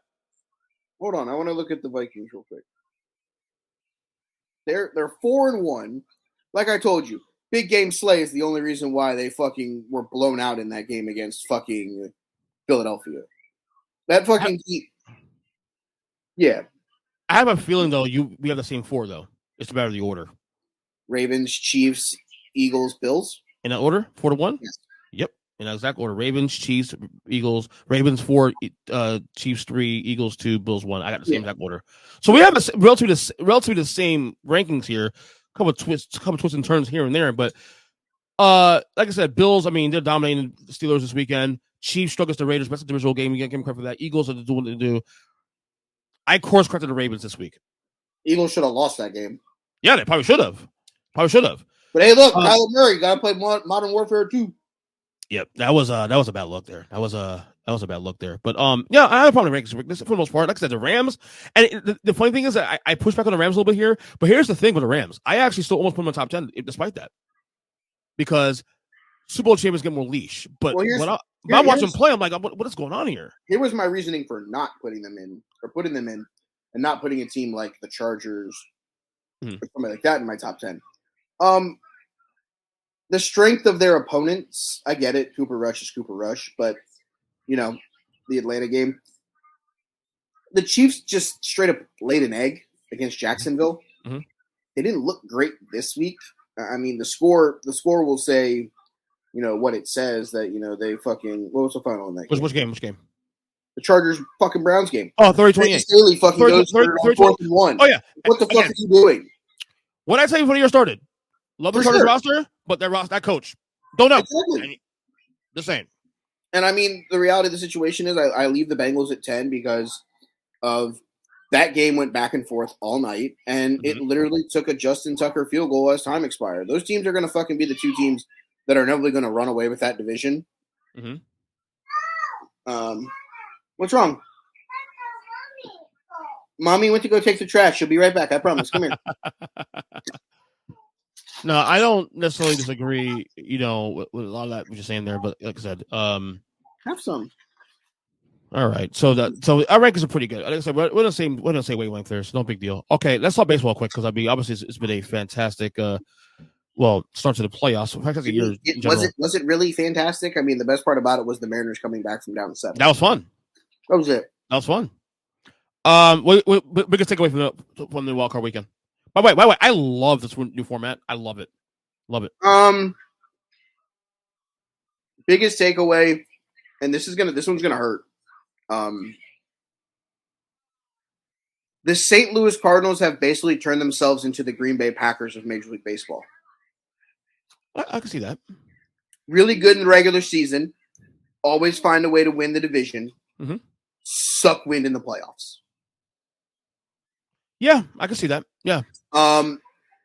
You would think that with the careers of Yadier Molina and Albert Pujols basically on the line, they would have had a little bit more fight in that series. No, they didn't. And I know they had a lead going into the 9th in game 1, but they let Philly score 6 runs. Just ugly runs, too. Not even like it was like bloop, bloop, home run. It was just like walk, ball that they should have got an out on, double in the gap. It's just – I don't love the way that the ending for Molina and Pujols took place. I think that sucked. Everybody talked about the Toronto Blue Jays. Kevin Gausman, Alex Manoah, good pitching staff, can make a deep run in October, shit themselves against the fucking Seattle Mariners. Straight up shit themselves. Their bullpen is not good. We proved that. She had 3 sweeps. Guardians, I called that one. You did call that one, actually, yeah. Yep. That was a classic game, too, though, by the way. But that shows you the Guardians and the Rays are teams that can make deep October runs because of how good their bullpens are. Mm-hmm. If they can get a 1 or 2-0 lead in the early innings with guys like Bieber and Quantrill, and then get the ball to that bullpen and eventually to Emmanuel Clase to close it out, the Guardians can make a run real quick. Yankees better be ready because if they're not today, might be a rough one. And last but certainly not least. And they're gonna just get it in, dude. Just get it in. I already have my 10 minutes this morning on this podcast. Here's the thing: if you knew that Max wasn't 100%, don't throw Max game 1. Throw DeGrom game 1. Try to win game 1 to then go to Bassett or somebody else to then let Scherzer throw game 3 because he's one of those guys that he's a bulldog. If you need him to go out there and throw 5 or 6 innings in a must-win game, he will. But he's also hoping that his offense does something behind him. Game 1, they were non-existent. Of course. Game 2, they figured it out early. Fine. Game 3, game 3. 1 hit. 1 hit. Your elimination game at home in a playoff game. 1 hit. I've seen teams, for lack of a better term, shit themselves. Yeah. But this one's a pretty bad one. Yeah. You first off, Buck, I don't know what your thought process was. That was bad luck. I don't get it, but Jacob deGrom has to start your first game in the playoffs every fucking time because it's Jacob fucking deGrom. Well, they were saying that before the series started, they were looking to not even play him at all in the series. I know. Yeah. They wanted to save him for game 1 against the Dodgers. Or game 3 if necessary. Yeah. Guess what? You can't think about game 1 against another team when you're facing another fucking team. Right. You're facing the San Diego Padres. You're not facing the LA Dodgers. Or how about this? If you know, obviously, it's an issue with pitching. How about this? Win 1 game with Chicago in the middle of September, or win 1 game against the Nationals, in early September, or win 1 against the Braves with ducks in a row. How about that? The way I look at it when it comes to, I'm just speaking of the playoffs. Yeah. If you knew Max wasn't 100%, you have to start Jacob deGrom game 1. Right. Hopefully you win game 1, you go to Chris Bassett in game 2, and then you go to fucking Max in game 3 if you need it. Right. Didn't like the fucking formation of the fucking rotation from the very beginning. Then Joe Musgrove is basically carving you up like a fucking lightsaber, and Buck Showalter wants to go, hey, will you guys check his ear and make sure he's not fucking having a foreign like, at that point you were already out of it. Like, just fucking like what are we doing? You're gonna get him tossed in like the fucking 5th inning and you're already down like 6 runs. Just it's a bad look, Buck. Just take the L and move on. I will tell you this, and this may hurt your feelings, and I don't necessarily care. Game 3 of the wild card series is the final game that Jacob deGrom will pitch as a fucking New York. Oh no, I already accepted that. To me, I've been saying since August. I said it fucking April of this year when the season started. He has one foot out the door. He is gone. He has one foot out the door already. That's the vibe I've gotten. He's probably gonna be gone. Yeah, I totally agree with you. Yeah, I said that. But here's the question. I'm glad you said that because that's one question I want to ask you about. Okay.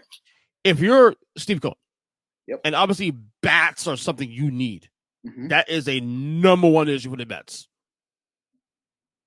And he had a choice between, I'm going with this, aren't you? I'm not signing Aaron Judge. You take DeGrom over Judge? I'm not taking either one of them over him.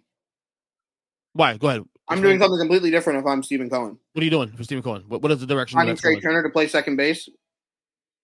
That gives me a bona fide leadoff hitter to hit in front of Francisco Lindor. I'm trying to sign a power hitting third baseman, and I'm going and adding pieces to the bullpen. Let Jake go. You still got Taijuan Walker. You still got Chris Bassett. You still got guys in the minor league system that you can go to. Right. Your problem right now is you need help offensively. One guy is not going to do it. You have a power hitting guy that's hitting in the middle of your lineup. It's Pete Alonso. Yes, I get it.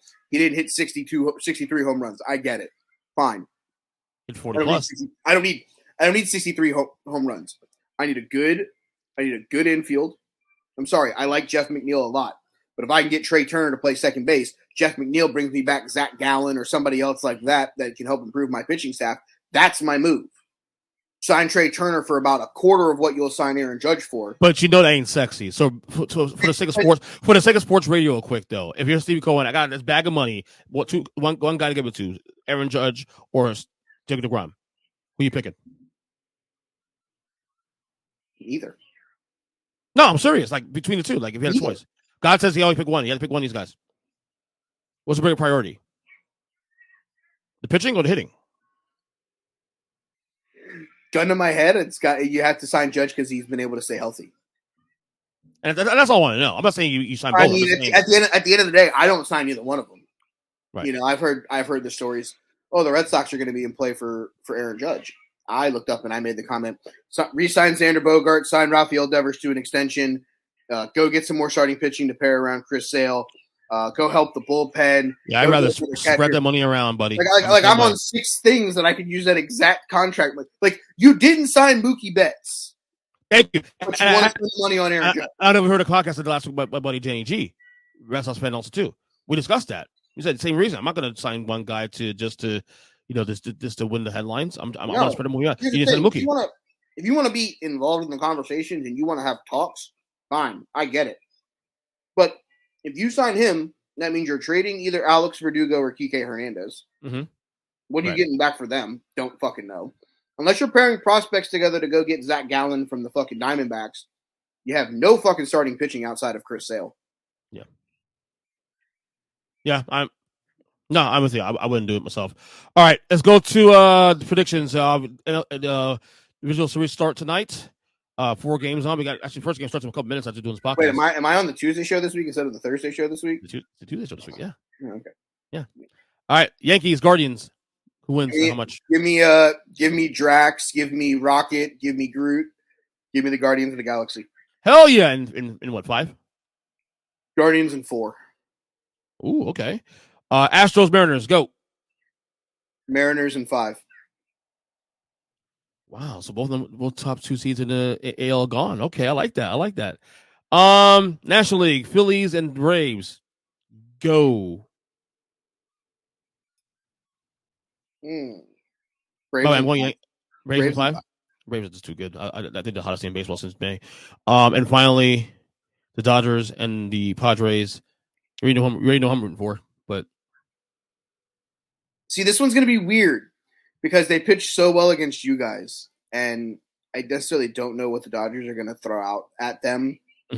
Obviously, Kershaw's going to get a start in this series at some point. I don't know if he's going tonight. The pitching matchup tonight is What, that game? I'll tell you now. Mike Clevenger versus Jose Urias. Yep, Urias. Yep. Dodgers is a sweep, unfortunately. I don't think it's a sweep. I truthfully don't.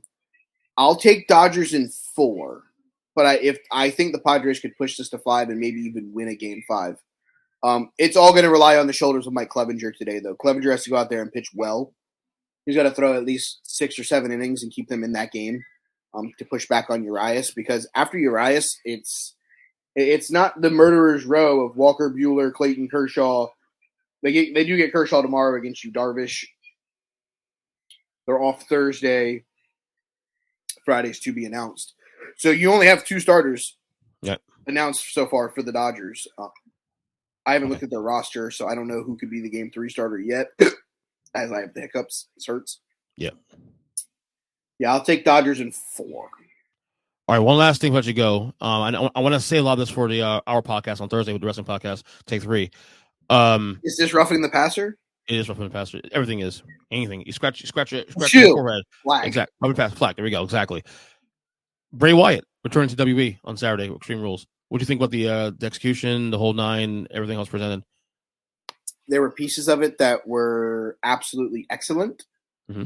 There were pieces of it that I was a little bit mildly confused about. As the whole Firefly Funhouse is dead. Yeah. And you have the other people in the crowd dressed up as them. That was exactly. But then you have the Fiend mask on the announce table, but there was a Fiend that was in the crowd. So that was a little baffling to me. I guess my real question is, who are those people going to end up being? Do we find out? Do they stay part of the act, or is it that was just for the return? That's kind of a question that I have. I've seen on TikTok they have people like investigating on who's playing what character and stuff like that. So I've been following along the conspiracy theorists about the Bray Wyatt stuff. But it was amazing how they did it. It was perfect how they did it. I like that he didn't interact with Riddle or Rollins. It was just simply him coming back. Yeah, I like that too. So, the blue light when the door kicked open, paying tribute to Brody Lee. Love that video. Yep. Love that. But other than that, 10 out of 10, perfectly done with the whole White Rabbit thing. I love that they sprinkled that in throughout the entire show. But yeah, no, perfectly done. I love the way that it was done. I think they got the most out of it because everybody in the crowd knew that it was going to be Bray, and the reaction was still what it needed to be. Right. Now, I didn't watch Raw last night. Did he go back on the show? I did not see him on the show. I know they replayed the return. Right. I didn't see him on the show, but I went to bed at like 10:30 because I was exhausted from driving yesterday. Yeah. So I went to sleep, and they still had to do the main event, which was Seth and Bobby, right? No, Sammy versus Riddle. Oh, okay. No, Seth beat Bobby earlier in the night. I saw that. Yeah, when Cowboy Bebop came back. Yeah, I heard about that too. I gotta watch Raw tonight as soon as I get off this podcast and stuff. Unfortunately, but all right. You can follow Mike, of course, on Twitter at They Call Me Burn. He's part of 1/4 of our podcast, the Tate Wrestling Podcast. To hear more wrestling content, of course, on there, check it out on any podcast catcher. Mikey, we will see you, I guess, Thursday for our next pod. Yeah, wait to do a wrestling pod. It should be a good one. We're gonna watch War Games. War Games. All right, thank you once again to Mikey B for coming to the podcast as we now finish up this show here on this day, October 11, 2022. Great show as always. Great day as always to be doing this. Of course, glad to be alive doing it, especially too. A couple of things I want to talk about before we get out of here. I'm going to try to wrap out these a little bit here. A little NBA talk real quick. Of course, we're talking about the Draymond Green situation from last week, the altercation with Jordan Poole, punching him out. The video came on TMZ last week, of course. I'll say this much. I've had some stuff to say about it, now 4 days removed from it, of course. Draymond Green, of course, is going to be taking some time away from the team. How long, we don't know. I will say this much. This is going to make it easier for the Warriors to move off of Draymond Green probably next year, if not the year after. Obviously, Draymond Green has a player option on his contract next summer, 2023. He may or may not opt in. We'll see what happens there. I'm sure the Warriors want him to opt out. I'm sure. This is my guess. Draymond's great for the team. Obviously, he's great. He's been fantastic for the team through the years, but he's also comes with a lot of baggage. You know what I'm saying? And when you got guys, and I've discussed in the podcast back in over the summer during the season, with the fact that they have a lot of challenges ahead of them, having to probably have to sign Jordan Poole to a contract at some point. Clay Thompson's coming up another 2 years for a new deal. You got James Wiseman, so how that goes. There's a lot of like decisions to be made here for the Warriors, and the thing is with the Warriors, they they have done the thing. They have paid players. They are continuing to pay into the luxury tax and all that, and that's fine. But doesn't mean they want to continue doing that. And I think Draymond Green is going to be the guy looking at. Is he going to be the core guy moving forward? Like there was a question. There was a question that was I think I saw on the Ringer last week. It was that someone brought up a topic about whether or not do you see the Warriors' big three retiring together? The big three, of course, Steph Curry and Klay Thompson and Draymond Green. Do you see them all retiring together? And not just the whole like 1 day contract thing later on in their careers. Do these three guys remain with the team from now until the end of their run? I'm gonna say no, and I think Draymond will be the odd man out because again, Draymond has also been a guy that's cost his team wins. You could argue his actions cost them the 2016 championship as well too, and all that. So, and I think inside too, I think as much as they appreciate Draymond's, when he brings the team on the basketball court, his leadership, his toughness, all that. I do think sometimes the cons outweigh the pros. And then you got a player down, Draymond, who is also a descending player. He's not an ascending player. Let's be real here. He's not ascending. He's not getting better. Like, he's had moments, but last year in the playoffs, too, he had some really bad moments as well, too. To where he was costing his team games. To where at points in the games, and especially in the finals, it was like playing 4 and 5. Like, he was dreadful in parts of that series against Boston in the finals. So I think really, people talk about who leaked the video and all this stuff. And look, it would not shock me if it was the Warriors that leaked that video to the press to kind of get that whole thing going. And I just think that if you really use common sense, I think the Warriors would rather not have Draymond long term. Like, they appreciate what he's here now for and all that, but I think long term he wants to. I think they want to move off of Draymond at some point and then move forward with his next core guys. Obviously, you're not going to get rid of Steph Curry. Steph Curry is the franchise. Okay, Klay Thompson is part of the 50-50 guy. Draymond is the one that shakes things up. So you go off the move for Draymond. So I think they hope he opts out in 2023. Maybe he won't opt out because he's due $25 million, and I don't think he's worth that much money, honestly, as good as he's been. Again, he's a descending player, not an ascending player. So, I mean, don't forget, NBA season starts next week. Cannot wait. Favorite time of year, man. Gosh, this is a year of content and NBA and football and baseball playoffs and hockey's back and everything else going on. So much things to watch and TV sweeps, you name it. Anyway, also, some WWE talk real quick. The WWE has shaken up its commentary team as of late. So SmackDown, you're gonna have Michael Cole and Wade Barrett on there. Now, of course, Michael Cole and Pat McAfee was the team for the last couple of years on SmackDown. McAfee's been fantastic. McAfee right now is currently taking a leave for the time being because he has some commitments right now with college football. But he will be back in WWE once college football season ends in December/January. Raw will have Kevin Patrick and Corey Graves. Of course, I love Corey Graves. I think Corey Graves is one of the best color guys in the history of the company. Honestly, I'm a major fan of his. NXT going to have Vic Joseph, and then Booker T's back on the NXT commentary team. The pay-per-view. This is the one I'm really looking forward to more than anything else. So typically with their pay-per-views / premium live events, they tend to mix up the commentary teams dependent on the matches. Like if there's a feud on SmackDown, that's a SmackDown feud that's being platformed on the event. They'll put the SmackDown team to commentate that event because obviously they're more familiar with that feud, and vice versa with the Raw. Well, they're not doing that right now or anymore for that matter. They're gonna have Michael Cole and Corey Graves as the main premium live event team moving forward. And that's it, which I like. I was never. I understand why they did it that way. They did it before. I just was never a fan of it. To me, it made the show a little inconsistent. It wasn't a big deal necessarily, but I like one team, one voice, and boom, that's it. So keep like that. So again, McAfee will be back with the team. McAfee will be back with the WWE once he is done with college football. Hopefully, when he comes back, though, I don't want them to go to a 3-man group, a 3-man booth of Cole, Barrett, and McAfee. Hopefully, they move off Barrett and put him back to NXT or something. I am not a huge fan of 3-man booths. Like AEW's 3-man booths barely works as it is. The only 3-man booth I ever liked in wrestling was actually the WCW one back in the late '90s, with Tony Schiavone, Mike Tenay, and Larry Zbyszko. Or you switch out one of those guys, put in Bobby Heenan. Other than that, I can care less about 3-man. I like 2-man groups, and I think also if you put McAfee in a 3-man group in a 3-man booth, for example, I think having Wade, for example, if Wade Barrett still stays on SmackDown, I think he takes away from McAfee's greatness. Honestly, McAfee's just fantastic. He needs that space to shine, if you will. So that's the latest news in WWE, the new commentary team.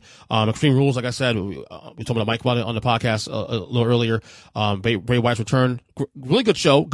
I'll give it a B+ show. Most matches were hit pretty well. I mean, obviously Ronda and Liv Morgan, not a great match when we knew that coming into. They changed the titles there. I thought McIntyre and the strap match between McIntyre and Karrion Kross was solid. Loved the opening match between the Brawling Brutes and the Imperium. I thought it was arguably match of the night. Riddle and Seth Rollins was okay. It was a good show. It was a solid show. But of course, the whole show, the talk out of the show, of course, is more so the Bray Wyatt return to WWE, which was fantastic. The execution was great. Like I said, I miss Bray Wyatt being a part of the promotion, and he's back now. So we'll see how they play that out going forward. So I missed Raw last night, like I said earlier in the pod with Mike. But Degeneration X was born 25 years ago this week. Actually, the topic on this actually on the something like this, something similar to that, that on Take Wrestling will be discussed. Overrated, underrated DX edition topics related to DX. I was never a really big DX guy. I love the original DX with Shawn Michaels and Triple H and Chyna, and then even Rick Rude, just on the very early signs of that, the early part of that. Once Shawn Michaels got hurt in '98 after WrestleMania 14, didn't really care for DX at that point. And I really, when they brought it back in the 2000s and stuff, I didn't watch the product back then either, so I didn't really care. But to me, the best part of DX was the original portion with Triple H and Shawn Michaels and Chyna and all that. Like I said, it was on. They celebrated last night on Raw, minus Billy Gunn, who was of course in AEW. So, I was thinking bets about him coming back, but yeah. Jon Moxley signed a 5-year extension with AEW. Good deal, but here's the question though: is AEW going to be a company in 5 years? We'll see. I don't know. Obviously, room for me, that, but you never know. But AEW, like all the drama's going on, you see the latest fighting with what was it, Andrade and Sammy Guevara. I think not having, again, I'm gonna say it again, not having CM Punk there, honestly, is create some space and some breathing room for other guys to shine. Now, if Tony Khan can book this shit properly, it'd be nice. If Tony Khan can actually book properly, would be good. All right, last thing here before we go, a little politics news here. Tulsi Gabbard has announced she is leaving the Democratic Party. She left a message on here. This also coincides with the announcement of her new podcast or show. I was a big Tulsi Gabbard fan for a couple of years, actually, until recently. I'm not saying I'm not a fan still, but to me, some of the things she says comes off as very, very disingenuous and intellectually dishonest. Let me see if I can find this thing. I'm going to play her video here she did here. 1 second. Let me play for you guys real quick. I can no longer remain in today's Democratic Party that's under the complete control of an elitist cabal of warmongers who are driven by cowardly wokeness, who divide us by racializing every issue and stoking anti-white racism, who actively work to undermine our God-given freedoms that are enshrined in our Constitution, who are hostile to people of faith and spirituality, who demonize the police but protect criminals at the expense of law-abiding Americans, who believe in open borders, who weaponize the national security state to go after their political opponents, and above all, who are dragging us ever closer to nuclear war. Now, I believe in a government that's of the people, by the people, and for the people. Unfortunately, today's Democratic Party does not. Instead, it stands for a government that is of, by, and for the powerful elite. I'm calling on my fellow common sense, independent-minded Democrats to join me in leaving the Democratic Party. If you can no longer stomach the direction that the so-called woke Democratic Party ideologues are taking our country, I invite you to join me. All right, so she's officially. First off, let me start here. I'm actually shocked it took this long for her to do this. Let's start there, because she's been on this whole anti-Biden, anti-democratic thing for about 2 years. And again, I'm not a Democrat, for the record. I am a registered non-party affiliate. I am a former Republican who left the party in 2008 and has been closer to center.